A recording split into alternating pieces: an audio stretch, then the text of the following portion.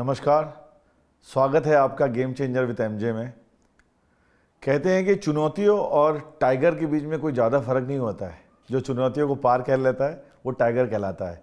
आज हम logistic sector के एक टाइगर से मुलाकात करने आए हैं उड़ीसा में, जिनका नाम है खालिद खान, जो सीएमडी हैं पारादीप परिवहन प्राइवेट लिमिटेड के। स्वागत है आपका खालिद साहब। Thank you. तो मैंने जैसे शुरुआत करी टाइगर शब्द से, क्योंकि आपके मित्र भी आपको टाइगर के नाम से बुलाते हैं, लॉजिस्टिक के आप इतने बड़े किंग कहलाए जाते हैं। तो अगर एक ऑटो चलाने वाला आज इस लेवल पे पहुंच गया है, जो 2000 लोगों को एम्प्लॉय करता है और 500 करोड़ की कंपनी का टर्नओवर है, इस जर्नी को आप कैसे देखते हैं? सर, ये जो जर्नी है, सफ़र तो बहुत लंबा था और है, और आगे कितना है वो भी हम नहीं जानते। ये जर्नी जो है, आपने कहा टाइगर, तो टाइगर तो खैर अभी मतलब बहुत दूर की बात है। अभी अपना जो सफ़र है उसमें एक कामयाबी के लक्ष्य पर पहुंच जाऊं, वो मेरी कोशिश है और उसी कोशिश के साथ ये चलता रहा। सफ़र हरदा से शुरू हुआ, मध्य प्रदेश का एक छोटी सी तहसील और अब डिस्ट्रिक्ट है, बट जहाँ मैं पैदा हुआ और वहीं पला बढ़ा, तो सफ़र तो वहीं से शुरू हुआ। And yes, for survival auto rickshaw भी लिया और first auto rickshaw introduce Harda में मैंने ही किया। क्या बात है। और कौन से सन की बात होगी? ये 79 की बात है। रेलवे स्टेशन से रात में, स्पेशली सर्दियों की रात में जब पैसेंजर्स उतरते थे तो उनको बड़ी दिक्कतें होती थी। कोई ज़्यादा सवारी नहीं थी, पब्लिक ट्रांसपोर्ट उतना डेवलप हुआ नहीं था। तो फिर उस ज़माने में हमने ऑटो रिक्शा डाले और 2 ऑटो रिक्शा डाल के वहाँ पे अपनी शुरुआत की। बट अब बात करते हैं आपके बचपन की। जैसे अब हम बात कर रहे थे कि आपकी पैदाइश हुई हरदा एमपी में, जो मध्य प्रदेश में आता है, और आपके पूर्वज आए यूपी से, और आप अभी हम बैठे हैं उड़ीसा में। ये तीनों के बीच का सफ़र आपका कैसे तय हुआ? मतलब एमपी से आप उड़ीसा तक कैसे आए? देखिए सर, डायरेक्ट मैं एमपी से उड़ीसा नहीं आया। इसके बीच में मेरा सफ़र रहा ओमान का। सल्तनत ऑफ ओमान में मैं था, और फिर जब मैं इंडिया में सेटल्ड होने का प्लान हुआ तो मेरे पापा के बड़े भाई, मेरे बड़े पापा इसाक अली ख़ान उनका नाम है, वो कलकत्ता में बेस थे और अभी भी हैं। He is now 95 year old, but still वो इंटायर हमारी फैमिली के मेंटर हैं। और जब उन्होंने शिपिंग कंपनी में काम शुरू किया तो टूटू बोस बोल के, जो कलकत्ता की एक रिनाउंड फैमिली है, उनके पास उन्होंने अपना शिपिंग का काम स्टार्ट किया। और जब उनके साथ वेस्ट बंगाल, हल्दिया पोर्ट, कोलकाता पोर्ट लेके इस तरफ आए उड़ीसा की तरफ, तो पारादीप पोर्ट मिला। यहाँ लॉजिस्टिक का भी उतना ज़्यादा अच्छा कोई इंफ्रास्ट्रक्चर नहीं था उड़ीसा में भी, एंड इनफैक्ट वेस्ट बंगाल में भी। तो इनको ज़रूरत थी उस वक्त ऐसे एक्सपीरियंस लोगों की। तो मेरे बड़े पापा ने मुझसे कहा कि Khalid, why don't you come to India back. तो मैंने उनसे कहा कि भाई मैं अभी ओमान में सेटल्ड हो चुका हूँ, एक लाइफ वहाँ पर इतना टाइम निकाल दिया है, तो अब यहाँ आके सेट होना मुझे मुश्किल है। तो फिर भी उन्होंने बहुत मुझे, मतलब एक तरीके से वो तो बाप से भी बड़े थे क्योंकि बड़े पापा। सो पारादीप नाम ही नहीं सुना था, ऑनेस्टली मुझे पता ही नहीं था कि पारादीप बोल के कोई जगह है। फिर उन्होंने बस ऑर्डर दिया और हमको फॉलो करना, आदेश का पालन करना था। और सर पारादीप आ गए। पारादीप उड़ीसा में है और यहीं बस फिर अपनी किस्मत को आजमाया और यहाँ पहुँचे, और यहाँ तक ऊपर वाले ने पहुँचाया। मैं पारादीप में वापस आऊँगा, बट उससे पहले मैं जानना चाहता हूँ कि आपके जो इमीडिएट फैमिली में आप लोग 7 भाई बहन हैं और सबसे बड़े आप हैं जी। और बचपन में हर किसी के स्ट्रगल के, सक्सेस के किस्से रहते हैं जी। बट जहाँ तक रिसर्च के दौरान मुझे पता चला कि आपने 10वीं के बाद आगे की पढ़ाई नहीं करी। जी। बहरहाल आपका मैथ्स और इंग्लिश की मैं अच्छी पकड़ थी, जो मुझे पता चला जी। आपकी फैमिली से बात करके। तो ऐसी क्या स्थिति आई कि आप 10वीं के आगे पढ़ नहीं पाए? कुछ स्ट्रगल के ऐसे किस्से आपको याद हैं आपके बचपन के? स्ट्रगल के तो काफ़ी किस्से हैं, बट एक चीज़ मैंने अपने पापा को देखा था, और क्योंकि हमारी फैमिली जो है एक रेनाउंड फैमिली में से बैकग्राउंड बहुत अच्छा था, और काफ़ी हमारे economic condition well to do थी। ऐसा नहीं था कि हम लोगों के पास कुछ नहीं था, बट हर फैमिली में या हर जगह जो मैंने देखा कि एक दौर ऐसा आता है कि जहाँ पर आपको ये देखना पड़ता है कि आज खाना है तो कल क्या बनेगा। हर प्रोफेशनल लाइफ में, पर्सनल लाइफ में जरूर आता है कि ग्राफ होता है आपका, जो आपको ऊपर ले जाता है, फिर ग्राफ नीचे लाता है, then you go back again. जी, राइट। तो ऐसा ही एक दौर हमारी फैमिली में आया, और मेरे वालिद हमेशा चाहते थे कि मैं पढ़ूं, और चूंकि मेरे ग्रैंडफादर पुलिस से आए थे, तो वो भी हमेशा चाहते थे कि मैं घर का बड़ा बच्चा हूं तो पढ़ लूं। और पढ़ आपके ग्रैंडफादर पुलिस में? जी, मेरे ग्रैंडफादर पुलिस में थे। वो लास्ट पोस्टिंग उनकी जालना में रही। वाह। महाराष्ट्र में, और वहाँ से फिर हैदराबाद भी कुछ टाइम रहे, फिर उसके बाद रिटायर होके हरदा में ही सेटल्ड हो गए। तो मैं उनके बहुत करीबी था, मुझे चाहते थे बहुत, हमेशा मुझे अपने साथ में रखते थे। और जो उनका पुलिस का एक एक्सपीरियंस था, he was in the higher post in British police force, तो वो मुझे सिखाते रहते थे, समझाते थे। तो डिसिप्लिन वहीं से आया? डिसिप्लिन जो है वो ग्रैंडफादर की उनकी देन है। और जब थोड़े से हमारे इकोनॉमिक्स अच्छे नहीं लगे, और पापा को मैं देखता था बहुत ज़्यादा मेहनत करते हुए और परेशान होते हुए, तो मैंने पापा से कहा, पापा मैं और पढ़ना नहीं चाहता, बट आपको अच्छा नहीं लगेगा ये बात सुन के कि मैं पढ़ाई छोड़ रहा हूँ।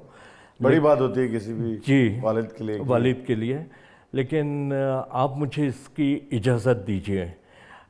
इनफैक्ट बचपन से मैंने एक चीज़ सीखा था कि मैं कभी पापा की किसी बात को मैं मना नहीं करूँगा।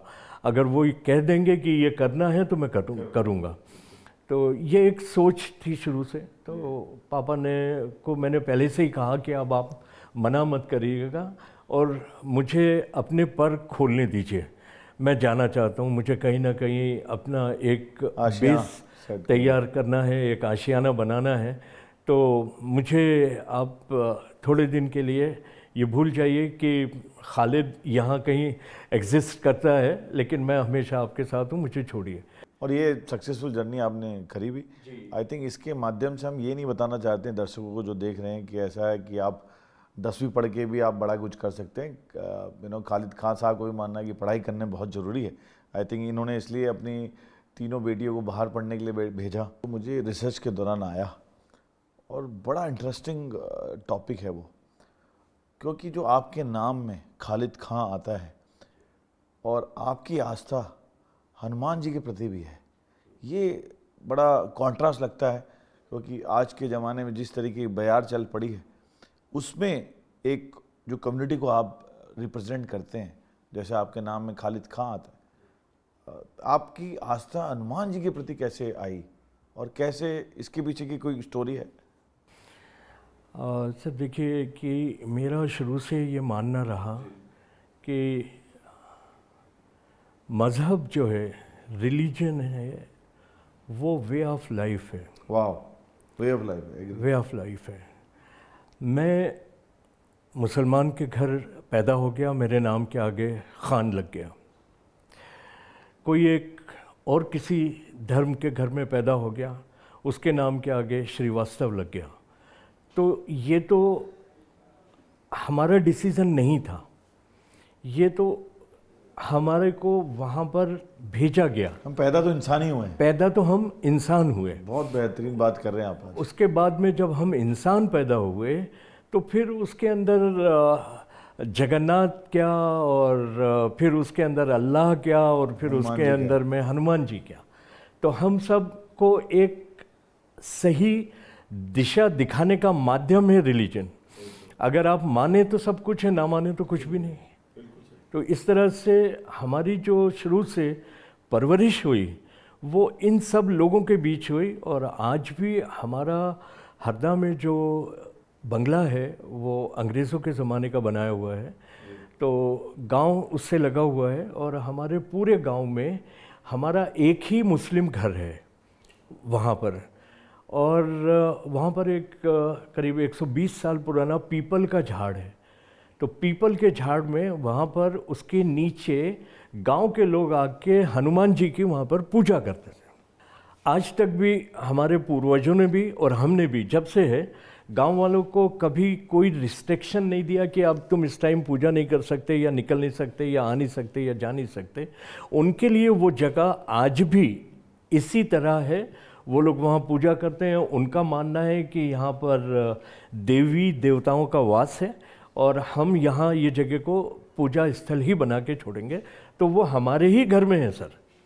ये आपने बहुत बड़ी बात करी है और आई थिंक ये एक बहुत बड़ी कंट्रोवर्सी का जवाब भी है जो लोग अमूमन क्रिएट करने की कोशिश करते हैं। और जैसा कहा भी जाता है मजहब नहीं सिखाता आपस में बैर रखना। आई थिंक उसका एक बहुत बड़ा मैसेज आपने आज दिया है हमारे दर्शकों को कि कोई भी जब आता है इस धरती में, इस दुनिया में, इंसान बन के आता है। मजहब और उसको बाद में अलग कर देता है खान से, श्रीवास्तव से या जग्यासी से, अलग अलग तरीके के नामों से। खैर ये थोड़ा अभी हैवी क्वेश्चन से मैं आपको थोड़ा लाइटर नोट पे ले जाता हूँ कि आपकी हॉस्पिटैलिटी के किस्से बड़े मशहूर हैं और आपकी हॉस्पिटैलिटी हमने भी देखी है, इसलिए आपको किंग ऑफ हॉस्पिटैलिटी भी कहते हैं लोग, आपके दोस्त यार नज़दीकी। इसके पीछे क्या आपको लगता है कि जो मेरे पास मेरे घर पे आए उसका ध्यान मैं खुद रखूं? ये क्या कारण है कि लोग आपको किंग कहते हैं, टाइगर कहते हैं हॉस्पिटैलिटी का? सर ये विरासत में मिली हुई है और अगेन हमने हमारे ख़ानदान में हमारे पापा को और हमारे बड़े पापा को सबको इसी तरह देखा, उसी माहौल में एक बड़े हुए। तो हमारे घरों में भी पहले भी ये कहा जाता था अतिथि देवो भव। तो ये हम लोगों को इस्लाम ने भी यही सिखाया कि जो मेहमान है जो आता है आपके घर में, जब वो वापस जाता है तो आपकी कई बलाओं को, कई बुरी चीज़ों को लेकर चला जाता है। तो उसकी इज़्ज़त करना और उसको एक सम्मान देना वो हम लोगों को हमारी विरासत है, हमारे ख़ानदान की एक परंपरा है जो इसको हम लोग कायम रखना चाहते हैं। और वो मुझे खुदा ने बख्शी है तो मैं उसको पूरा करने की कोशिश करता हूँ अभी। बट इसके अलावा खान साहब आपका और जो डिफाइनिंग मोमेंट जो मुझे लगता है, जितना मैंने आपके बारे में स्टडी करी या लोगों से जो बात करी है, तो जब IOCL की पारादीप में रिफाइनरी सब सेट हो रही थी, आई थिंक उसको स्थापित करने में आपने बहुत बड़ा रोल प्ले किया है। और ये लोग कहते भी हैं, जो पठान साहब जब उसके चेयरमैन हुआ करते थे उस समय, अगर मैं गलत नहीं हुआ मुझे करेक्ट करिएगा, एम ए पठान साहब, तो आपने जिस तरीके का उसको सपोर्ट करने में फाउंडेशन दिया, आई थिंक लगभग आपके 10 से 15 करोड़ रुपए की मशीनें भी नुकसान हुई, गांव वालों ने जला दी, क्योंकि उस समय इतना अवेयरनेस भी नहीं था कि कोई फैक्ट्री आ रही है तो इसका भला उन लोगों को ही होना है, क्योंकि अलग अलग तरीके की भ्रांतियाँ होती। तो वो आपको एपिसोड आपके जहन में अभी भी ताज़ा है, वो क्या थी घटना जिससे आपकी मशीनें जला दी गई? वो एपिसोड ही उसको भी आप कह सकते हैं कि वो भी एक गेम चेंजिंग मोमेंट और लाइफ टाइम एक्सपीरियंस जिसको बोलते हैं वो था जी। बिकॉज IOCL का प्रोजेक्ट हम जानते थे कि ये आगे जाके रिफाइनरी क्या बनेगी जी। और इससे क्या फ़ायदे होने वाले हैं। लेकिन क्या था कि जनरल जो पब्लिक होती है, विलेजर्स होते हैं, तो उन लोगों को अपने देश में एक सिस्टम चलता है कि पावर एंड पॉलिटिक्स, इसको लेके काफ़ी लोग नेगेटिव फेज़ में चले जाते हैं और कुछ लोग पॉजिटिव रहते हैं। तो उस ज़माने में एक बोस्कालिस बोल के डच कंपनी थी जो वर्ल्ड की अभी सेकंड लार्जेस्ट ड्रेजिंग कंपनी है। तो उनको ये कॉन्ट्रैक्ट मिला IOCL से और EIL engineers India limited was the consultant on that time. तो उनको जब ये कॉन्ट्रैक्ट मिला तो उनको एक सपोर्टिव कंपनी चाहिए था, क्योंकि they are masters in dredging. पानी के अंदर में क्या करना है उनको पता है, लेकिन ज़मीन का और लोकल सिनेरियो उनको पता नहीं था। Which you had the expertise. So which I had the experience. So मैंने उनके पास में, उन्होंने तो अप्रोच नहीं किया लेकिन मैंने ही उनको अप्रोच किया कि sir I am so and so and मैं इक्विपमेंट सप्लायर हूँ और अगर आपको कुछ ज़रूरत है तो my services is there for you. उन्होंने कहा कि आपका बैकग्राउंड, ऑफिस, बिकॉज वो लोग प्रोफेशनल कंपनी है तो नेचुरली वो सारी चीज़ देखेंगे। तो उस ज़माने में हमारे पास कुछ था नहीं, तो पारादीप में हम लोगों ने फिर अपना एक छोटा सा ऑफिस इस्टेब्लिश किया, उनको बुलाया और ये ट्रस्ट दिया कि you can trust on us कि हम एग्जीक्यूट कर पाएंगे, capable to do it. Somehow वो नेदरलैंड के थे, गोरा था, तो उसने यकीन कर लिया। कैसे यकीन किया मुझे पता नहीं बट यकीन उसको आया। तो बोलते हैं ना, आंखें आपकी बयां करती है आपका ईमानदारी। तो उसने कहा कि नहीं ठीक है, हम आपको काम देंगे। तो उन्होंने हमको रिक्लेमेशन का काम दिया। जो सैंड वो लोग वहाँ से समंदर से 20 किलोमीटर दूर तक लेकर आते थे थ्रू पाइपलाइन पंपिंग करके, क्योंकि ड्रेजर्स होता है, उसके अंदर कटर होता है, वो सैंड को काटता है पाइप से और पानी के साथ में सैंड ट्रैवल करती है और फिर जहाँ आपको स्प्रेड करना है उस जगह पे आप स्प्रेड कर सकते हो। तो दैट वाज अराउंड 1500 एकड़ लैंड, जिसको हाइट देना था हमको 3.5 मीटर। तो उस पूरी एरिया में कई विलेजेस आते थे जिनको मतलब ये लगता था खतरा कि ये बन गया IOCL तो इससे जो नुकसान होंगे, और स्पेशली यहाँ पर ये पान का पत्ता उड़ीसा में बड़ा फेमस है जी। तो आप जो बनारस में अगर पान खाते हैं तो पत्ता उसका उड़ीसा का ही है। अच्छा, वो बनारसी पान नहीं है, वो बनारसी पान नहीं है पत्ता उड़ीसा का ही है। वाह। तो यहाँ पर उस एरिया में ये पान की खेती हुआ करती थी। तो कई जगहों पर ये हुआ कि ये खेती बर्बाद हो जाएगी, हम लोग आप बाद में खाएंगे क्या, ये वो करके। जब हमने काम स्टार्ट किया आफ्टर 2 months आई थिंक, एक अंदर ही अंदर कुछ अजीब किस्म की पॉलिटिक्स चली और गांव वालों को जो हमारे अपोजिट में थे उन्होंने उनको प्रोवोक किया और उस प्रोवोकेशन में रात में उन्होंने जाके हमारी 10-12 मशीनें पूरी जला दी। गांव वालों ने ओहो। मास में आए कम से कम 250-300 लोग और लेके उनमें दे सेट फायर। मैं पारादीप में नहीं था उस टाइम में, शायद आई वाज इन वाइजाग। तो when I receive a call कि ये हो गया है, तो मेरे जो पार्टनर हैं प्रभात नंदी, आपको मिलवाऊंगा उनसे। जी श्योर। तो वो स्पॉट पे थे। तो वहाँ पर क्या है कि जब भी कोई पारादीप में इस तरह की घटना हुई है तो पुलिस एडमिनिस्ट्रेशन जो है वो इंटरफेयर नहीं करता। अच्छा। रीज़न भी इनकी वो एक जो यूनाइटेड एरिया है, यूनियंस वहाँ पर बहुत हैं और ये लोग। ये हालात आज भी ऐसे ही हैं? अब बहुत सुधर गए। Now not like that. अभी काफ़ी चेंजेस आ गए, लेकिन पहले ये सारे हालात से गुजरना पड़ता था। बट स्टिल अभी भी है, बट अभी जो है वो लोगों के समझ में आ रहा है कि अगर उनकी भलाई नहीं है उसमें। यस उनकी भलाई इसी में, जितना अवेयरनेस आ जाए उतना अच्छा है। तो फिर उस टाइम जब उन्होंने कहा कि हमारी मशीनें जल गई तो मैंने कहा नो वरी, ठीक है, लेकिन एडमिनिस्ट्रेशन क्या बोलता है? तो वो उन्होंने कहा कि भाई वो टेक योर ओन कॉल, हम लोग इसमें कुछ नहीं कर सकेंगे। द मोस्ट आप FIR लिखा दीजिए, अपना इंश्योरेंस क्लेम कर लीजिए, दैट्स इट। उससे ज़्यादा कुछ नहीं कर पाएंगे। तो मैंने कहा सर हमको तो ये प्रोजेक्ट कंप्लीट करना है, वी वांट टू कंप्लीट। बोला नहीं पॉसिबल नहीं है, और अगर हम हट जाते वहाँ से तो दूसरा कोई कॉन्ट्रैक्टर आ नहीं सकता था और बोस्कालिस कंपनी वाइंड अप करके नेदरलैंड चला जाती, क्योंकि उनको ऑलरेडी मोबिलाइजेशन का 200 करोड़ मिल चुका था, गवर्नमेंट ऑफ इंडिया का पैसा लग चुका था, ज़मीन उन लोगों ने ऑक्युपाई कर चुके थे। तो अब इस हालत में ये प्रोजेक्ट फंस गया कि करेंगे तो फंसेंगे, नहीं करेंगे तो इस कंडीशन में फिर मैंने डिसीजन लिया। मैंने कहा व्हाट एवर इट इज़, अगर हमारे साथ में कोई नहीं भी आता है तो कोई बात नहीं है, आई विल डू इट। वाह, मतलब ये आपका 10 से 15 करोड़ रुपए नुकसान होने के बाद में मतलब ये हिम्मत चाहिए, नहीं तो नॉर्मली अमूमन लोग क्या करते हैं कि हार जाते हैं। सर वही चीज़ होती है ना, इंसान के सक्सेस के पीछे कहीं ना कहीं आपके डिसीजन जिस टाइम में जो लेना है वो एक बहुत इम्पोर्टेंट रोल प्ले करते हैं। समय समय पे उड़ीसा में साइक्लोन्स आते रहे जी और बड़े ट्रेजिक हुए कुछ, जी बट जो सबसे ज़्यादा ट्रेजिक इतिहास में बोला जाता है वो सुपर साइक्लोन जब आया। जी जी तो उस समय तो लगभग 350 किलोमीटर के एरिया को तबाह करके गया, लगभग 325 की स्पीड में था अगर मैं गलत नहीं हूँ, और पारादीप का तो उसने नाम तक मिटा दिया था।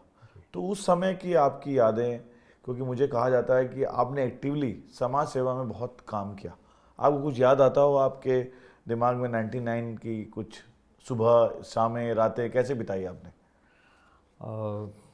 सर सुपर साइक्लोन 99 की बात कर देने से आज भी बदन के सारे रोंगटे खड़े हो जाते हैं। ये आप देख सकते हैं आई यहाँ कैन पर। Feel that, I can feel that. तो वो बहुत ही ख़राब एक्सपीरियंस था, जी एंड लाइफ टाइम एक्सपीरियंस जिसको बोलते हैं। एंड द मैन जिस तरह से मतलब आदमी औरत बच्चे उसके अंदर में सफ़र किए, क्योंकि हमारे पास उतनी उस ज़माने में एडवांस टेक्नोलॉजी नहीं थी और हम साइक्लोन की इंटेंसिटी को समझ नहीं पाए नहीं कि ये किस उस पे जाएगा। हाँ, मतलब आज तो इसका पता चल जाता है पहले कि क्या आज तो होगा, पता लग जाता है कि 200 किलोमीटर वार्निंग की इशू हो स्पीड जाते हैं, होगी इतना और होगा and all that। ये होगा उस या समय वो इतना होगा। एडवांस नहीं था। उस समय इतना I agree। एडवांस बिल्कुल भी नहीं था। खाली हमको सिग्नल स्टेशन, जो पारादीप पोर्ट का सिग्नल स्टेशन हर पोर्ट में होता है, सिग्नल स्टेशन से हमको मैसेज मिला था, बिकॉज हम लोग तो शिपिंग में थे। तो उन्होंने सिग्नल 3 या 4 ऐसा कुछ दिया हुआ था, विच इज़ अलार्मिंग कि बड़ा साइक्लोन हो सकता है। इतना इंटेंसिटी नहीं पता था। इन किसी को भी नहीं पता था पैरामीटर।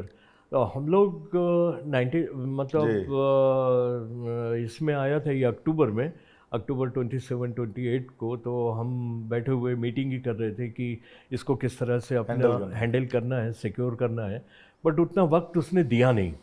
जब शुरू हुआ तो धीरे धीरे बारिश ये वो चल रही है, थोड़ी हवाएं चल रही हैं, उसके हम आदी थे पहले से ही। बहुत सारे क्योंकि वहाँ काम छोटे कर रहे मोटे हैं। साइक्लोन झेल चुके थे वो। आपको लगा एक को फिर से आ गया? हाँ, बस वो ये ऐसा था कि पहले हमने अगरबत्ती का धुआं देखा था, फिर ये मशाल का धुआं आ गया सामने। बिल्कुल। और एकदम से जो हवाएं, आपके अनुमान के तहत। हाँ, हवाएं तेज़ हुई। आप जो लोग मैं तो इसका विटनेस हूँ, और मैंने अपनी ज़िंदगी में पहली बार लिटरली आदमी को उड़ते हुए देखा है। ओहो, सबसे भयावह तस्वीर कहते हैं। सबसे गलत तस्वीर कह सकते हो आप इसको, कि आदमी हवा में फ्लाई कर रहा है, उड़ रहा है, और जाके दीवार से टकरा रहा है और वहाँ गिर के मर रहा है। तो ये स्थिति 320 किलोमीटर पर आवर 36 घंटा with the 35 metre tidal waves जो समंदर से उठती है। तो ऐसा लगता वन है, of the scariest I guess cyclone. हाँ सर, उसमें लगता था कि अब पारादीप बचेगा नहीं और हम लोग सब ख़त्म हो जाएंगे।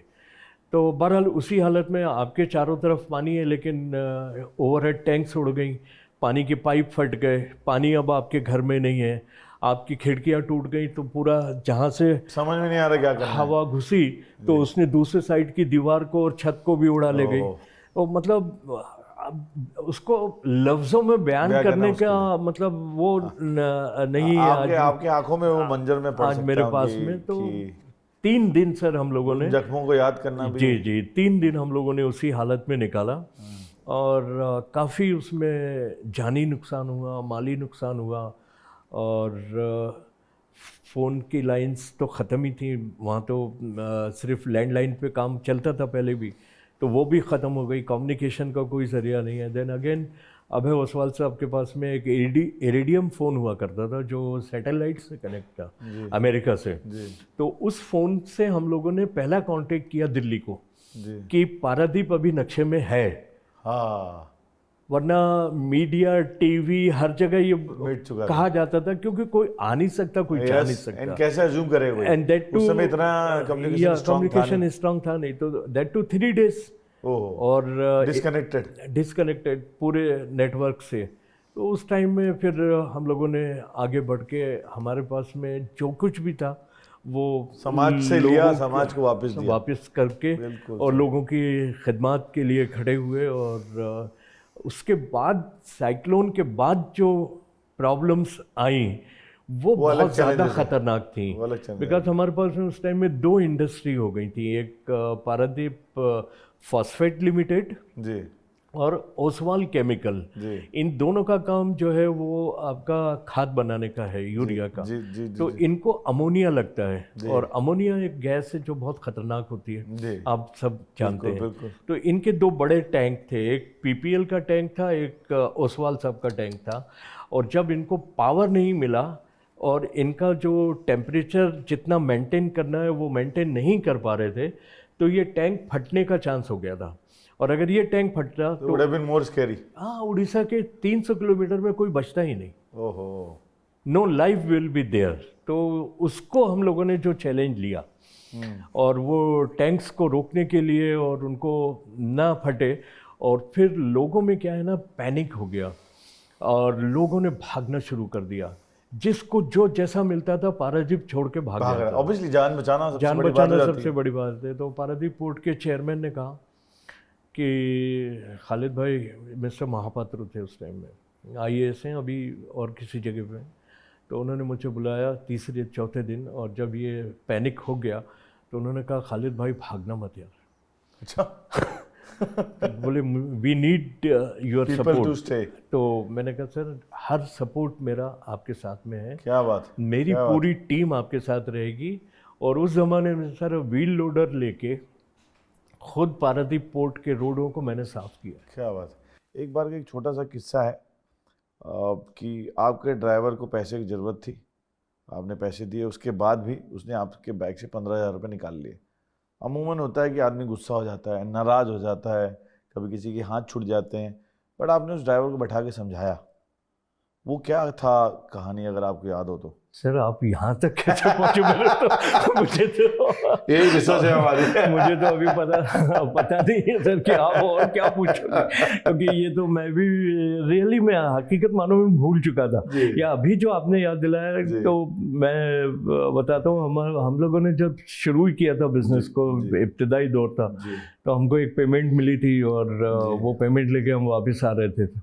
हमारा एक ड्राइवर भी साथ में था, तो उसने मुझसे कहा कि सर मेरी बहुत ज़रूरत है और मुझे आप 15,000 दे दीजिए, तनख्वाह में से कटवा दूंगा।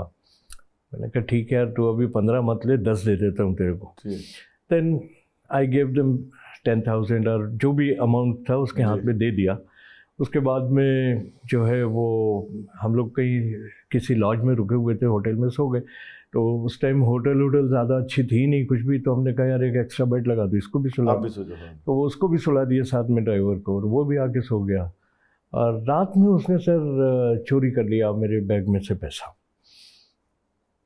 बट मैं सोया नहीं था उस टाइम में, मैं जाग रहा था। आपने करने दिया उसको? तो मैंने उसको करने दिया। मैंने कहा देख लेते हैं क्या कर रहा है, अगर पूरा ले जाएगा तो मुश्किल हो जाएगी, फिर पकड़ लूँगा, अभी तब तक कितना लेता है। तो उस टाइम तो थोड़ा डार्कनेस थी, तो उसने जो भी गड्डी अड्डी निकाल कर रख लिया अपने पास में। सुबह हुई, उसको जाना था उसके गांव, तो जाने के लिए वो कहने लगा स्टेशन पे, रास्ते में कहने लगा मुझे यहाँ उतार देना। फिर रास्ते में उसने कहा बोले सर आपने थोड़ा कम दिया पैसा, मेरे को दे दीजिए। और मैंने कहा देखो तुमने पैसा ऑलरेडी निकाल लिया है और तुम्हारी ज़रूरत है, तुम ले जाओ, लेकिन आज के बाद चोरी मत करना, और इससे कभी पेट तुम्हारा भरेगा नहीं।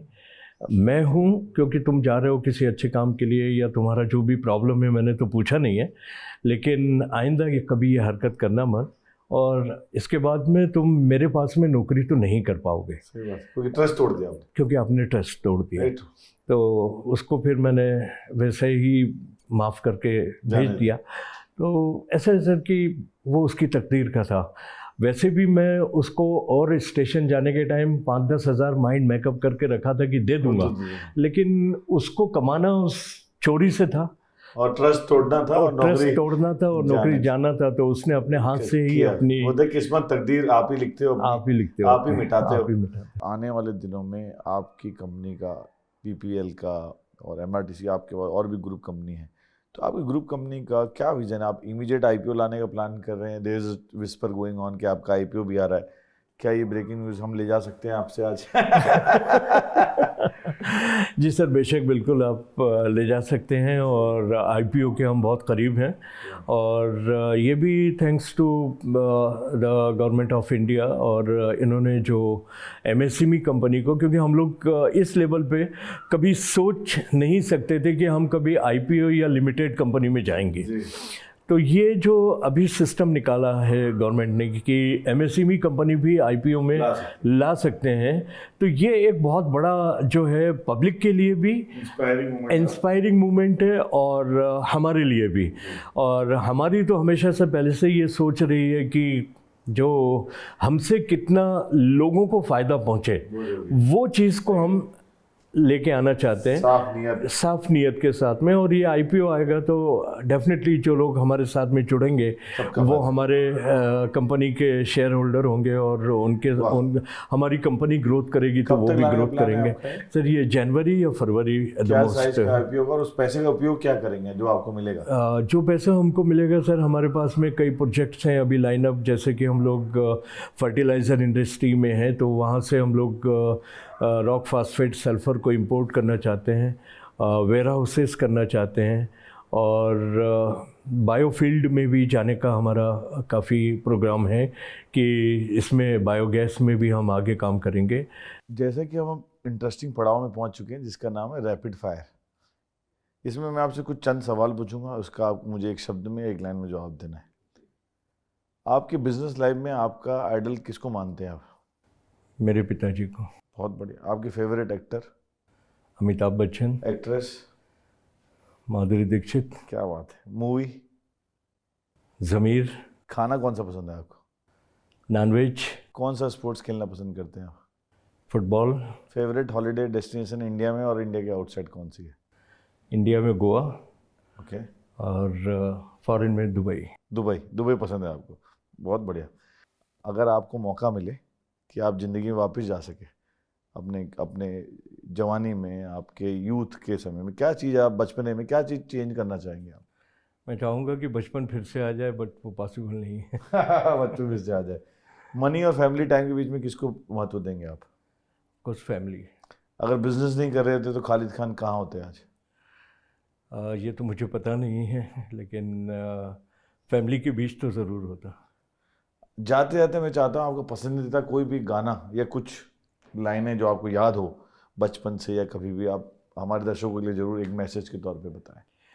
सर एक चीज़ मैं अपने बचपन में हमेशा सुनता रहता था। एक हमारे हरदा में फ़कीर बाबा थे, तो मलंग थे, और अक्सर कब्रिस्तान में कहीं पर भी बैठ के किसी कोने में वो अपना चिमटा वगैरह बजा के वो कुछ गज़ल के शेर पढ़ा करते थे। उनकी आवाज़ बहुत अच्छी थी, और मैं अक्सर उनके पास में भी जाके बैठता था। मलंग बाबा बोलते थे, सूफ़ी थे, तो वो उसके एक दो शेर अभी भी मेरी ज़िंदगी में वो शामिल हैं, और वो उन्हीं से मैं आगे भी बढ़ पाया। एक रीज़न वो भी है।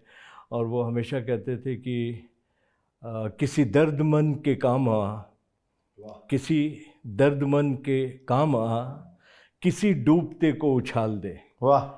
किसी दर्दमंद के काम आ, किसी डूबते को उछाल दे। ये निगाहें मस्त की मस्तियाँ, ये निगाहें मस्त की मस्तियाँ किसी बदनसीब पे डाल दे। क्या बात है, बहुत बढ़िया। इन्हीं लाइनों के साथ अभी हम आपका शुक्रिया अदा करते हैं कि आपने समय दिया और आपकी जर्नी, आपकी इंस्पिरेशन जो लाइफ रही उसके बारे में हमें जानने का मौका मिला। जैसा कि आपने देखा, आज हम बात करने आए थे गेम चेंजर्स की कड़ी में उड़ीसा में। खालिद खान साहब से हमने बहुत कुछ जाना, उनकी ज़िंदगी के बारे में, उनके बचपन के बारे में, कैसे एक ऑटो वाला एक बहुत बड़ी कंपनी का मालिक बना और कैसे आज वो लॉजिस्टिक का किंग कहलाता है। Do keep watch game changers with MJ. नमस्कार।